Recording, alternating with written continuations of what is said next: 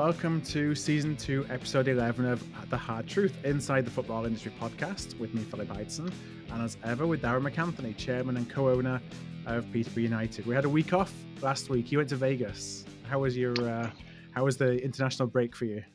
That was awesome. As I said to you just before there, I've done something like with a trapped nerve or something to my neck, so I've had headaches for 2 weeks non-stop, so that's a bit exhausting, debilitating, or whatever the word is. But I went to Vegas, had a great time, got drunk, went to the boxing, gambled, got away from football, and it's kind of nice having the international breaks, and and then obviously back to football on Saturday. So, but the fight was unbelievable. I got seats in the box, and it was just so enjoyable. It was like, listen, as sports people, you ever want to say to your players and your teammates, you look at a person who gets knocked down constantly and who you think is out of it, and they're never out of it, until the fat lady sings. And it's the will to win, it's the desire to win, the desire to drag yourself over the line, and that goes for football sometimes. I said this before, you're going to have to go to places you've never been. You're going to have to dig deep, and that's what we were talking about, just before we came on, and I put it on an Instagram message today. I don't shy away from anything. And, I know people, let's talk football in Peterborough and obviously losing on Saturday to Middlesbrough. It's easy to pick holes when things aren't going well. And it's easy to stay quiet when things are going smooth and great. And I always open myself up to criticism. It's the life I lead. It's the position I took. And I'm happy on my shoulders to carry the load, no problem at all. Of course, I'd love to, if I'm the person giving a penalty away with 5 minutes to go with a ridiculous fucking foul, hey, I'll hold my hands up. If I'm the person missing from 1 yard out, I'll hold my fucking hands up, There's only so much I can do. I can't go out and kick the fucking ball. I can't score a goal. I can't stop a goal. But I do my best in a trying, difficult situation sometimes. Dare to be shot at, and we lost again on Saturday. Regardless of the game, it's to give you a summary of the game. We dominated possession, controlled the game. They never hurt us. We did great things. We'd worked on during the international break data and statistics and final third entries, and that was the most we've gotten in opposition's box all season. I think we were in their box 14 times, which was 3 times our normal average. And the one thing we worked on was we have a really high rate of conversion when we shoot. Mm-hmm. We've got one of the highest rates of conversion. We don't shoot enough. We don't have enough shots. We've got one of the lowest rates, but we have a 30% conversion rate, which is like double the next best. And, 11 times we've had an opportunity to take touch, shoot. And instead, we're trying to pass it into the fucking net. And I think that's a lack of belief from some of the players who are low in confidence, who are like, oh, I'll give it to you. No, I'll give it to you. And it's like, all you want to do is like, out of those 11, if we'd had 11 shots on Saturday, one of them's going in, one of them's ricocheting off someone. And we had a penalty. Everyone who watches it, 99 out of 100 referees give the penalty. Dembele, goes around the goalie and he's penalised. But knowing who the ref was for the game, to be fair, you have to sometimes also know who you're playing and know who's reffing your games. Mm-hmm. He gave us that dolly of a penalty against Lincoln. That was so hotly contested. It got us promoted. And it would have taken a player to lose his legs in a challenge, I reckon, to have got a penalty. So you can moan about that all you want. Forget it. At the end of the day, we had enough time to win the game. And, really probably the killer for us, and again, this isn't trying to create headlines for, please, Swanee and whoever's listening, don't try and create headlines. This is me, the manager, whatever. 15 minutes to go. You're thinking they're there for the taking. The fans are getting irate. Let's go for it. Let's throw on some players to go for it. Yes, I know we're low on strikers and everything else, but we kind of made changes that were, I guess the manager gets paid the big bucks to make calls. It didn't work. Mm-hmm. And instead of going for it, we didn't really. I'm not accusing us of doing that or him of doing that. In his own mind, he's probably thinking he is going for it. But for me, I'm thinking, I see it and I'm thinking, oh Christ, here we go. This isn't going to we're not going to get goals here. Dembele came off and he wasn't wonderful, but he's just that threat to the point where Warnock grabbed Barry after the game and was like, listen, I want my owner if he had the money to buy him, So as bad as he was still probably, one of our best players. But you can get fixated and stuff like that. Forget Dembele. He was one of the many who had chances to shoot and take a shot on goal and didn't. And then you get to the 85th minute And this is where we shoot ourselves in the foot, and the killer is very experienced players making the same mistake. They've had a couple of corners, and you're watching it, and the refs warned a couple of our players about shirt tugging, because they were asking for a penalty on a corner that went in, and you can see the ref in the video. He's warning our players, and then 1 minute later, you got experienced defenders in their 30s. One of them's got the guy's shirt over the head. The ball's actually gone out of play. It's not even a dangerous ball, and we're fucking hanging on to the guy's shirt. 4 minutes to go, and the ref's already warned you. And so I'm just like, sometimes I'd like to be transported in that moment and go to our player. What were you thinking? What were you thinking? Like, give this ref a chance. What were you thinking? And game's over. And then the 90th minute, you're chasing the game. Another experienced defender makes a fresh air tackle, and they run in and score the second goal. So it's again 85 minutes of doing okay, not enough, and then 5 minutes of just stupidity. And and what it does is, you've come out of an international break and you want to see your team go and do the business and put in everything and try and win the game. We're not good enough to keep clean sheets at the moment. We're averaging 2 goals against. So take the fucking break off and go for it. I don't give a fuck if we lose 5-3, but like, go for it. I don't want to watch a goalkeeper have 99 minutes of not having a shot to save. That's not us. My manager knows that. We spoke after the game. A detailed conversation, probably a heated conversation. Is like, listen, what are we waiting for here? We're better than this. And it sets a tone. You've had 2 weeks to work on it. You come out, you play a depleted Middlesbrough side, and you don't have a shot on target, and that's not good enough. And everyone knows that. My manager knows that's not good enough. And he also knows his job's not under threat because we've won 2 games in 12. But all the staff and the manager and the players, for us to have fans go watch that and then not have a shot on goal, no, that's not good enough from any of them. Any of us, because I include myself in that as well. And then that opens up the criticism for people to come for you afterwards, the unhappy campers, I call them. And I was actually speaking to my wife about this over a drink the other night. She was like, the trolls that come for you. I said, look, in defense of the trolls, if you can ever defend trolls, lots of the younger people who come for me over the last few years and whatever else, is they weren't around when it was really bad for Peterborough. They've been around in a period of time where I bought the club, we're vying to win leagues, we're vying to win promotions, we're vying for playoffs, we're winning trophies at Wembley, we're playing in the championship. That's the period they've kind of grown up around. So they're not used to, winning 2 and 12 games. So it does something to your brain. And unfortunately, it does something to these people. And some of them are young and stupid, so they make stupid comments. So, and out they come. But that's the way it is. That doesn't get me down. Not winning football games can get me down. Criticism doesn't get me down. I'm doing a fans forum with my partners to start in November. That had been organised before the Middlesbrough game anyway. And I'm happy to take criticism. And it's coming at me from all angles, obviously. The recruitment, don't have a striker, do you regret this? So fire away on some of those criticisms, because obviously, it'd be remiss of me not to address them in the podcast, wouldn't it? When you're talking about, it sounds when you're talking about the game that what you're missing is someone with like the goal scorer's edge, if you know what I mean. Because I actually see that for us as well. No, I don't. I actually don't. And people will say I'm blind and I'm foolish and whatever else. I don't. Because here's the thing. And everyone wants to go on about, why didn't you sign a striker? And if we'd had a striker on Saturday, no, I don't see that, because the way the manager's played, he's played with 3 forwards. So you got George Grant, you got Schmodix, you got Dembele, and we're playing a fluid formation, which gives those 3 players space and time and to go on a counter attack and get in the opposition box. What everyone seems to be forgetting when they want to keep going on about you don't have a striker, Sammy Schmodix isn't a striker. He scored 18 goals from January to May last year. Dembele is a second striker. That's the way he played the whole of last season when we won promotion. And he had double-digit goals, double-digit assists. Between Grant, Schmodix and Dembele, they scored over 50 league goals last year. Yes, it was League One, but they scored 50 league goals. You weren't playing 3 players who scored 9 goals between them their whole career. Right. Okay. So you might have that at Bradford, where you're missing out on a striker. But I would ask your front 3, weigh up your front 3 versus our front 3 last year. Did your front 3 score 50 league goals in League One last year? Nowhere close. No. Right. So I had 3 players on the pitch who scored 50 league goals last year, and not one of them had a shot on goal. So okay, we can talk about the striker. Would Clark Harris have made the difference? Would Marriott have made the difference?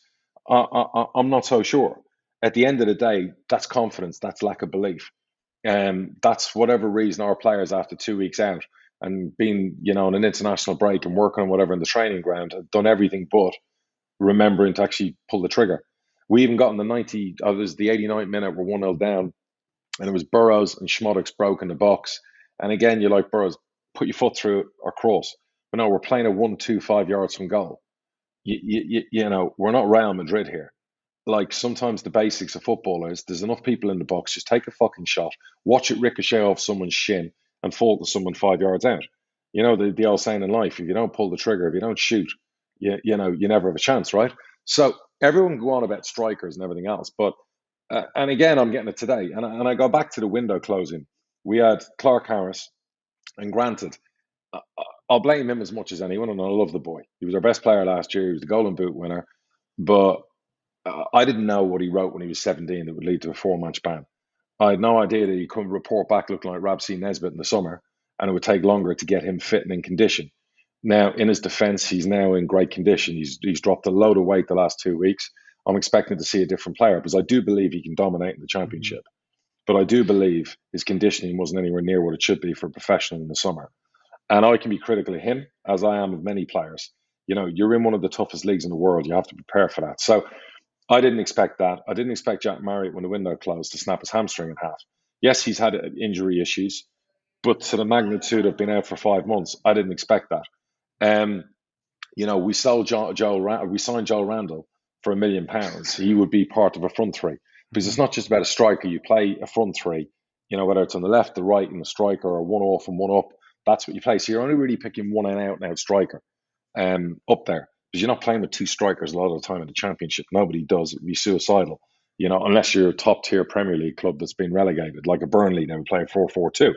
So a Joel Randall was signed. I didn't realize he was going to get a blood condition on his thigh and be out for like 3 months. So if I go and sign a striker, and of course you're always looking to strengthen and help, where are you fitting one player out of 4 or 5 strikers? When they're all fit. So it's easy to say that. And then the next thing I'd say to a lot of people is, who are you signing? Who are you signing? Everyone wants a striker. Who are you signing in the championship? It's all right, League One, taking a punt, doing whatever else, but this is the championship. Who are you signing? Dwight Gales don't grow on trees, and if they do, I always pluck them. So who are you going out there and signing in the championship who can step up with all that expectation and pressure and be able to handle it straight away? You want to go out and sign a free signing? They're throwing names at me, people who are like out there, Andy Carroll, whoever else. They're going to take 2 months to get fit.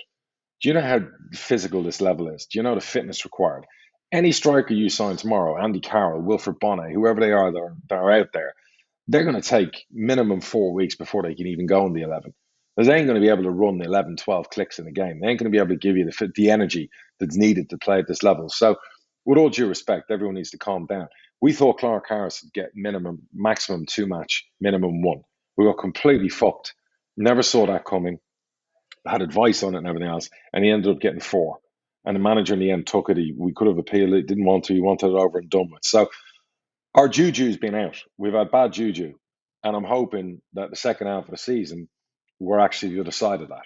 Because right now, anything that could happen, I go through it. Clark Harris, his condition, the ban. Marriott snapping his hamstring. Ricky J. Jones, the MCL. Who else? Randall, the blood thing on his thigh. The U team leading goal scorer breaks his arm. Sammy Schmoddock has a baby, has to spend time with his family, like I would as well. And now the baby's doing great and the mom's doing great. All these things happened. It's like, I don't know how to describe it. It was like a perfect storm. Well, you can't plan for that, can you? No, you can't plan for that. There's things you can plan for, but you can't plan for every single one of those things happening at the same time. Right. And I think I've just named 6 players. So, no, I can't plan for all those things to happen. But unfortunately, it is what it is. I'm not making excuses. We are where we are. And I could easily have gone out and signed the wrong player and they'd have been killed. They'd never be able to step up. So we can talk about, well, you didn't have a striker and that's why you didn't score on Saturday. But the week before, we could have scored 5 goals. We did score 2 because we took shots. We had a go. So we have the players. What they're lacking is belief. What they're lacking is purpose at key moments. They did so many good things on Saturday in good areas of the pitch, and it fell down in the other. And this is the league that's unforgiving. And, it just takes that 1 minute of stupidity from one of your players to cost you a game.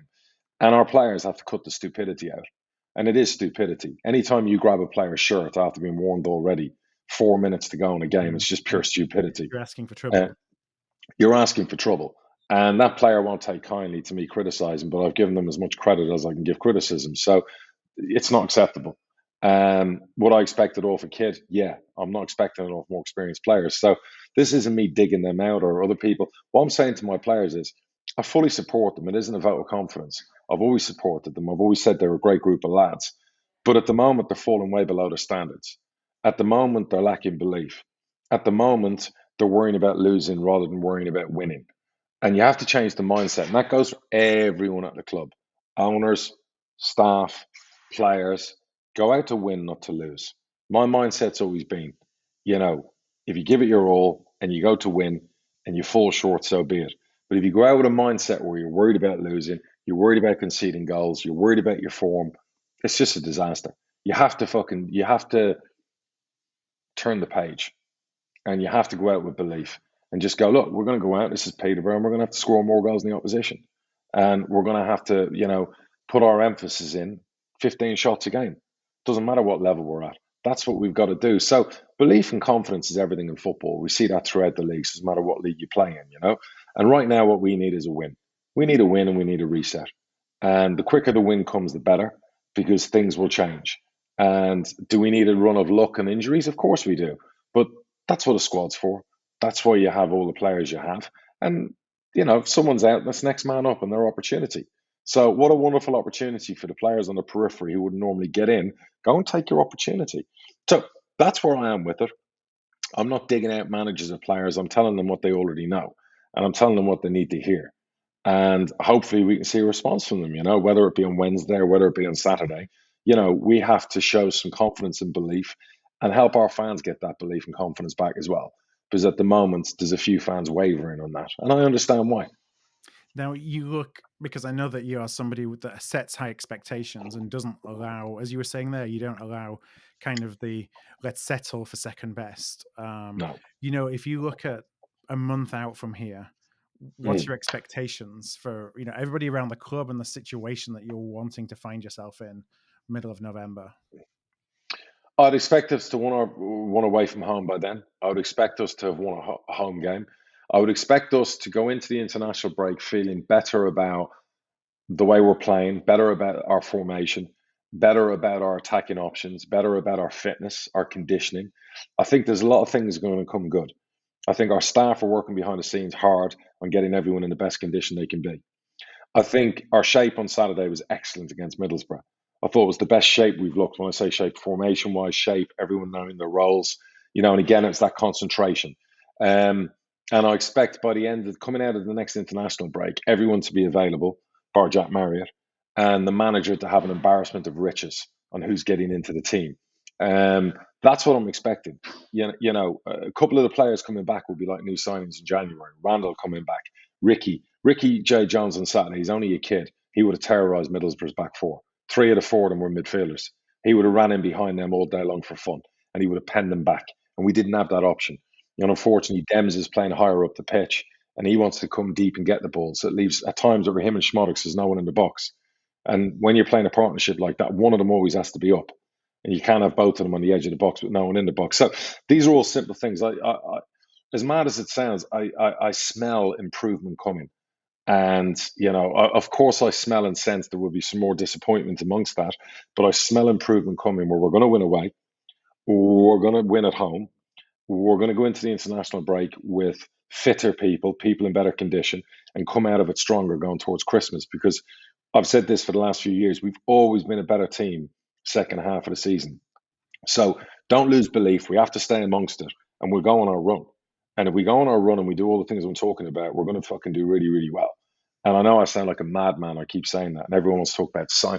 There's no point in looking at signing players in January right now. And that's a message to the fans, the players, the manager. We have what we have. We have 10 weeks till January. Why threaten the players with that? Why even talk about that? Because January is a long way off. We've got some good people in the building. Let's get the best out of what we have. And worry about January when it comes along, whether we won 5 in a row or lost 4 in a row. Let's just get on with it and go with what we have and stop all the picking holes at each other. This isn't a blame game. I've always said I'm happy to take all the blame. We didn't sign a striker, blame me. We didn't sign experienced enough players, fine, blame me again. Happy to take all of that. I love my manager. I love my players. I'm happy to take the cover for them, but they have to meet me halfway in return to that, and not make stupid mistakes, and go out and try and win games, and go out and fucking show what they're all about, and I'll do the rest, and I'll cover their asses all day long. Put it on me. I'll put my reputation on the line again. Fans want me gone, no problem at all. We don't do the business in the champ.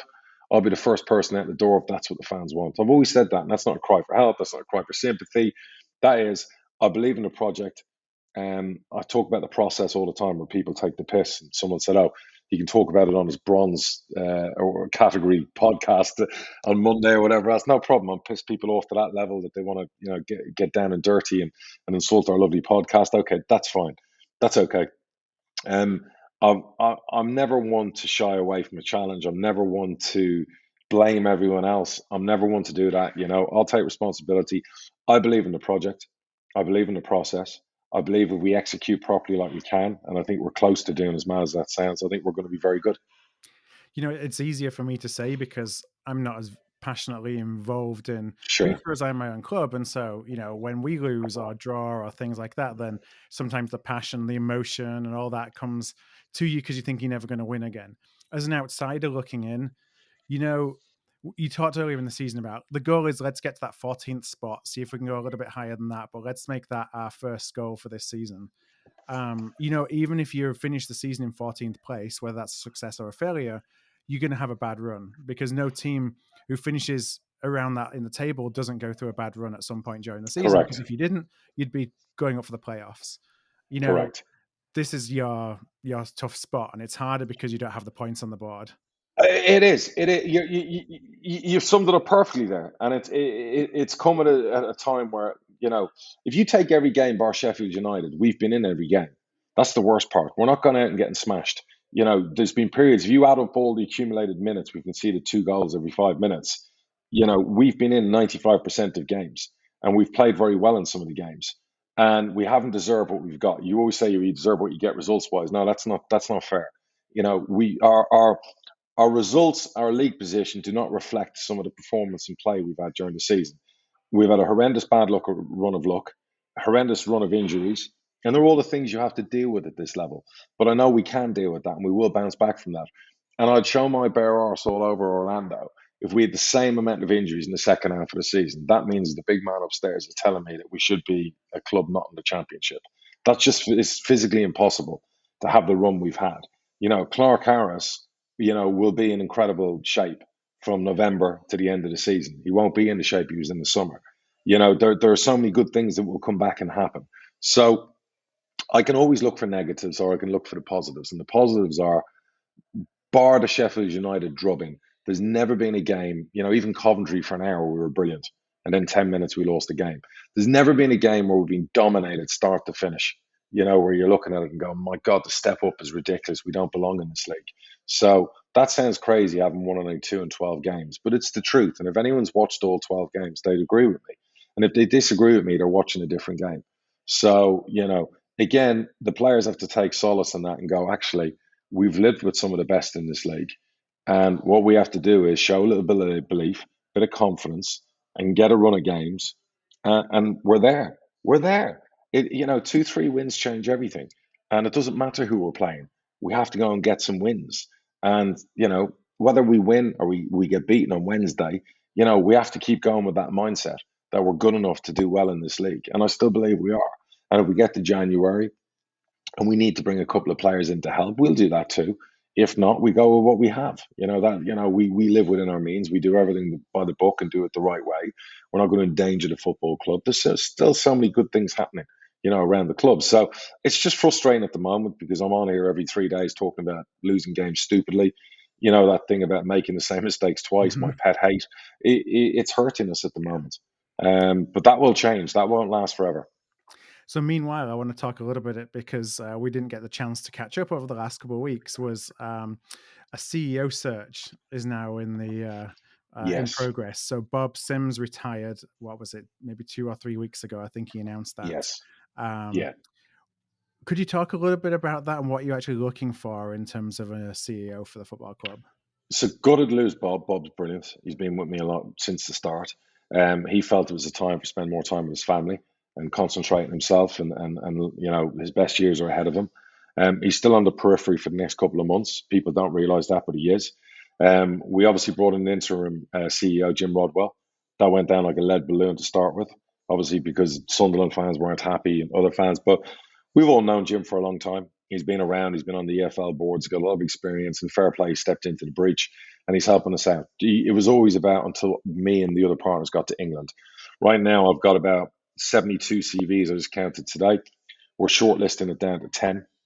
Myself, Jason, and Randy will be Monday, Tuesday, Wednesday, 1st of November, basically spending 3 days interviewing people.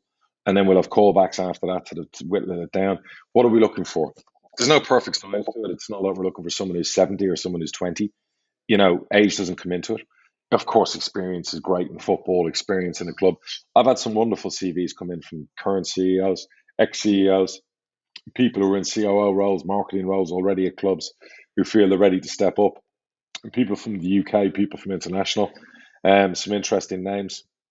So we're looking for somebody who's, I'm going to say young and hungry, but I don't mean young and hungry age, young and hungry mindset, who look at revenue as a key component of what we want to do. We want the revenue at our football club to grow, who's going to shepherd in hopefully an era of a new stadium. There's so many good areas of the club that are already run really well, whether it be the academy, and the whole youth setup that's now gone Cat 2, whether it be the management side, football. That sounds mad having only won 2 in the 12 games, but we've got good coaches and the manager's really good. The recruitment side handled well. Our CFO is brilliant. Our football secretary, phenomenal, running all the football side. So, there's a few bits and bobs that need to be overseen. There's, sometimes new eyes, new voices needed as well in the CEO role. But it's not like day to day they're telling all these people how to do their jobs. We've got some terrific people already doing their jobs. So we're looking for someone with vision, somebody who can marry up with our vision. Somebody who basically can see this as a long-term project, not coming in for a couple of years. Our next CEO would love to be there for 10, 15 years. Somebody who enjoys the game, who can relate to our fan base, who lives within 20 minutes travel to the city. We don't want someone who's coming from the northeast or from London or traveling long distance. They need to be nearby.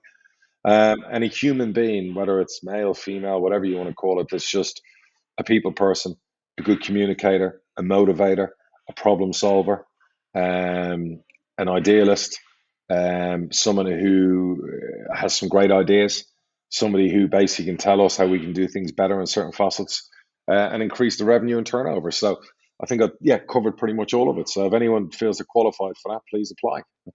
How much impact does a good CEO have on the football club? Because I think a lot of supporters don't necessarily see the connection between the two. But a good CEO can be a game changer. I just wonder if you could talk a little bit about kind of how that translates into what you may see on the field by having somebody in that position.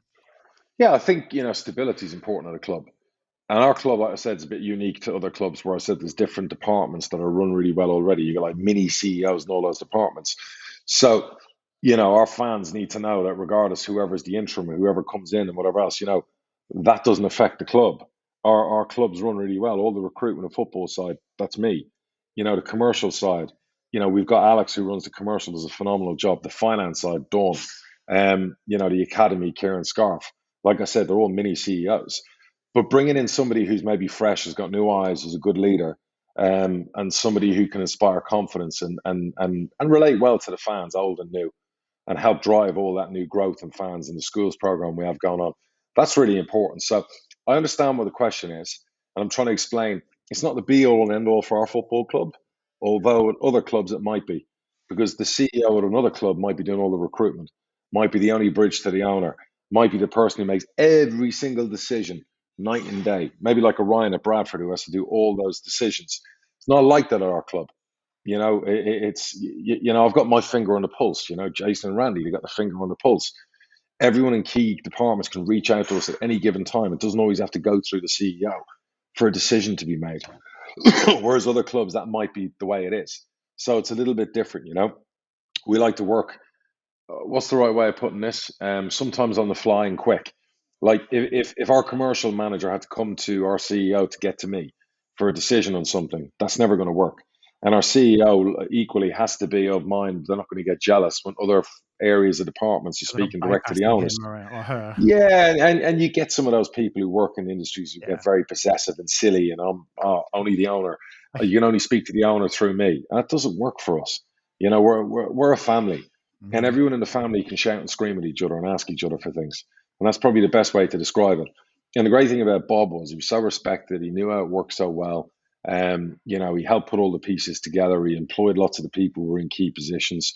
They all loved and respected him like a dad, and I understood where he was coming from, and the time for him was right. So we just need to find someone now that's ready for our next step. Mhm. Now I want to talk into a little bit about a couple of topics that have come up over the last week or two of Sure. interest. Um, one of them is that I saw an article last week about players threatening to sue the data firms because of the use of in-game data. Um, about, I think it was led by Russell Slade. 850 players want compensation for the trading of their performance data over the past Russell season. Slade, Mm-hmm. the ex-Yeovil guy. Yeah. What's So he got to do with it? I'm not sure how he's got himself as being the representative of all these players to bring this case up, but essentially saying that the performance data should be owned by the players. It shouldn't be public domain. And knowing how much you use and dissect data, I just wondered what your perspective was on that. Uh, how many of those players who probably sign up to that to moan are the players that I found in the middle of nowhere because of data, who would never have maybe become multimillionaires if I hadn't plucked them from obscurity based on data. So they want to bring a rule in which might stop me doing that for the next young player that's out there that no one's ever heard of. So they might want to have a look in the mirror. It's the same with all your championship manager games, your FIFA, the rights to clubs, names. Sometimes it goes too far, the greed level, and it becomes it's like a dirty smell. And I don't get what they're trying to do now. I get it, these data companies are out there mining the info, selling the info. Clubs are paying for it. So again, there's a financial angle, so everyone wants to dive in and earn some of it. So if it's within reason, okay, fine. If they make it untenable and unaffordable, then it's silly. They're going to shoot themselves in the foot. So not a massive fan of it, particularly if it's not. How much is each player going to earn? If there's a deal done with all these data companies, what will each player earn? £5, £10? Right. It's going to be Is pretty it is it going to negligible, buy them right? another Ferrari? Is Right. it going to buy them another holiday to Dubai? Is it going to put more petrol in their private jet? I'm not sure how I feel about that one. No, it's one of those things, like you said, that it takes away some of the joys of football as well, of following football, of being involved in football as a fan, just to try and make another couple of bucks. 100%. Let's see what we got. So let's briefly take a look at the results this week. I say briefly, we were against the clock a little bit today, but I don't want to ignore everything else that went on around the leagues. So your boys got a nice 5-0 win away at Watford. Ranieri's still in a job, it would seem. After that For one. now. Yeah, for now. Yeah, no, the results. So yeah, Liverpool looking good. Obviously it's a three-horse race there. Man City, Chelsea, Liverpool. We've always said that. United's manager isn't good enough to mount a title challenge. Yeah. Good to see Leicester bounce back. Brendan was under a bit of pressure. You go to the Championship. What were the standout results in the Champ? Obviously Bournemouth, obviously still flying high. West Brom nicked a good win. That's starting to take shape now. You kind of know who the favourites are for promotion. What else is going on in the Champ? Let's Obviously, I didn't see. really look towards the rest of the table. League Yeah. One, Ipswich had a big win. Ipswich did they win, or were they pegged? No, Ipswich. Sorry, no, Wigan. Wigan won 4-0. Yeah, 4-0 at Bolton. Yeah, big one at Bolton. That surprised me. Yeah. Portsmouth got smashed. Yeah. I think Rotherham gave them a good scene too. Who else is in there? Charlton still languishing. They lost at Lincoln. Yeah, I mean, I'm going to give that one another 3 weeks before I start looking at that league and taking shape. Let's go to League Two. Obviously, you boys had a draw against Bristol Rovers. Yeah, threw it away. Threw it away last minute. You'll fail to see, a first half that's one team so dominant, and it's the old striker problem. 15 shots, 1 goal. They had the first shot, 46th minute, 1-1. Right. Just another one of those days.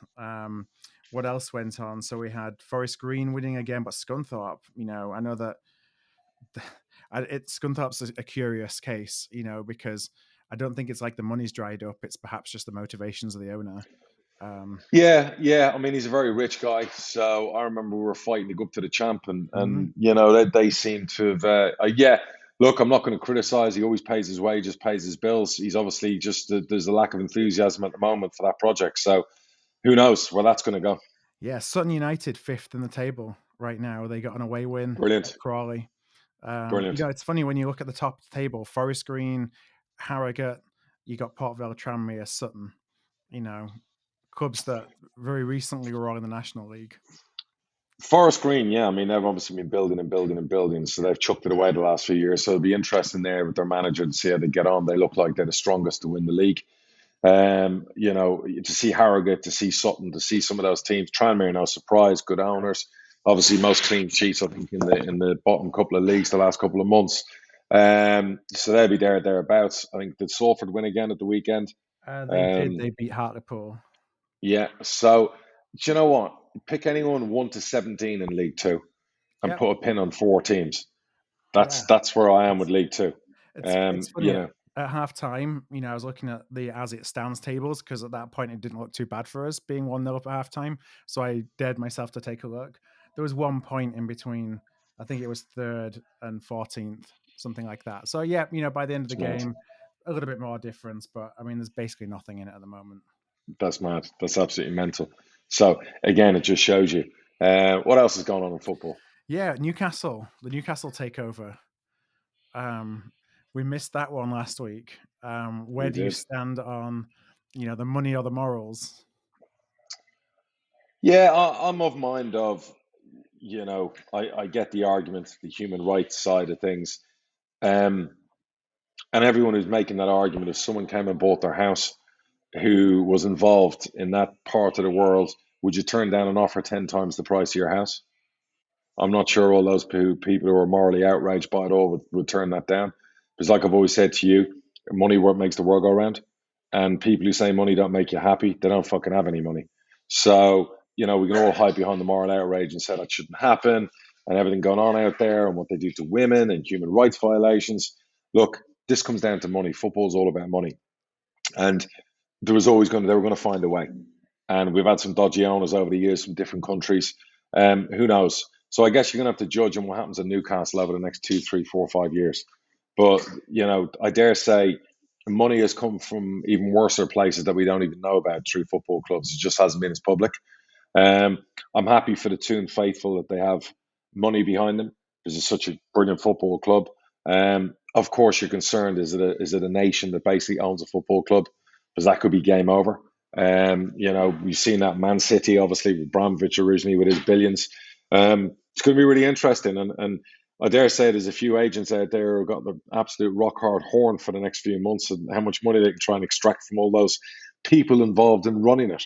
And there seems to be quite a few different parties in there with a percent here and a percent there. And, the lady who's running it and her partner and the son of somebody else. And so I'm not sure the structure of Newcastle. I'm not sure who they'll bring in. My advice is hire a good technical director and make sure they're really good at their job. And every time someone asks for a payment of wages or an agent's payment, divide it by two because they're going to come in hot and heavy asking you for double, triple of what they should be getting paid. And I think they're prudent people who've gone in there, and I hope they are, and I hope they're not throwing 200-300 grand a week at fucking average football players. And that's not what the Toon faithful deserve.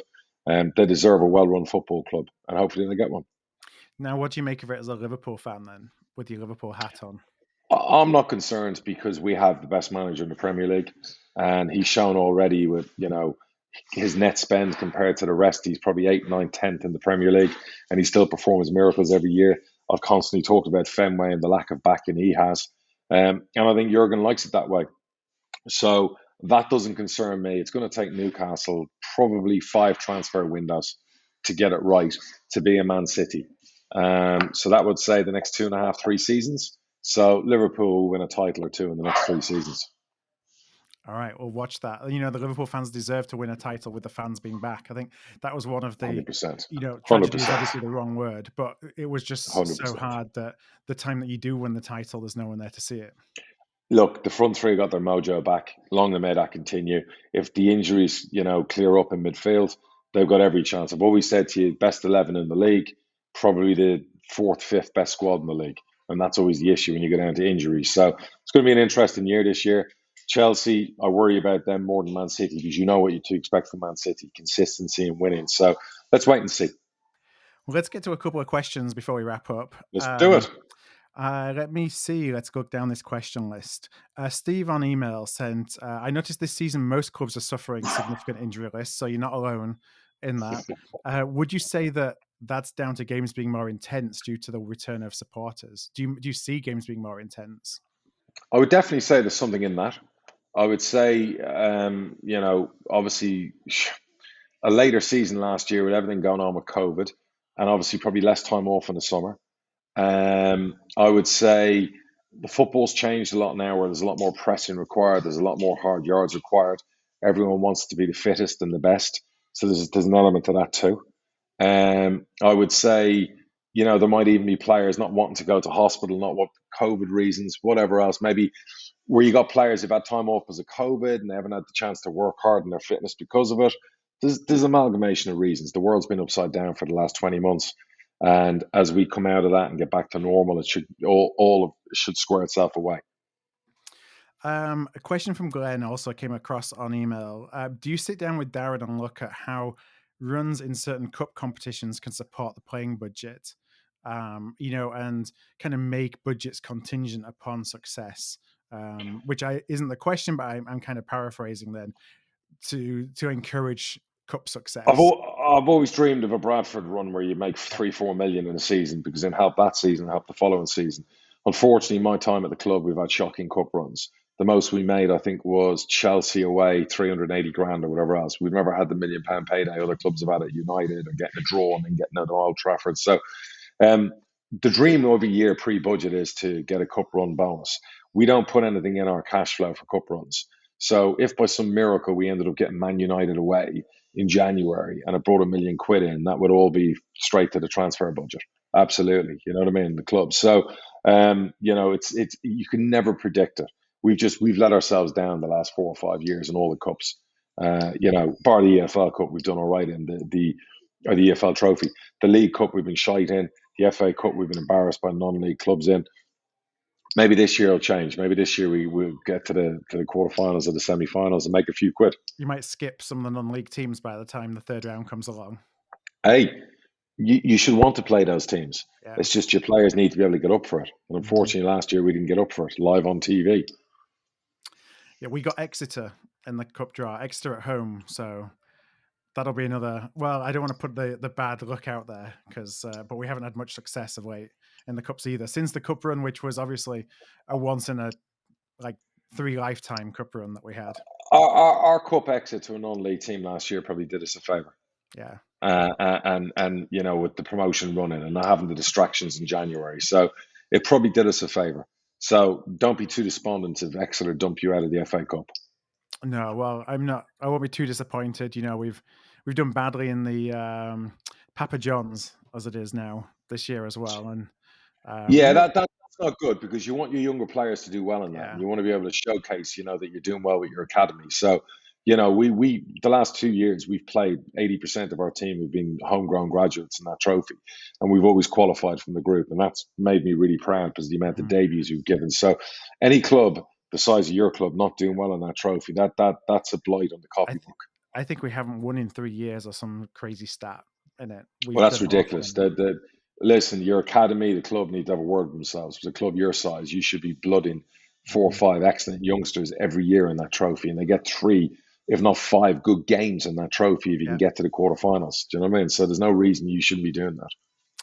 All right. Well, on that note, let's leave it there for this week. Everybody keep your questions coming in. I've got some more here that we're going to cover next week as well. You can always go to hardtruthfootball.com/contact and we will get as many of those on the podcast as we possibly can. And thanks for everyone who voted for us in the podcast. Thing to get bronze was brilliant. Well done to Henry, obviously to Rob, and keep voting for us in the next category that I believe Rob's advertised. Phil, thank you for your time today, bud. I know you got to rush off and go to another call, so take care. All right, thanks. Take care, everybody. We'll talk to you next week.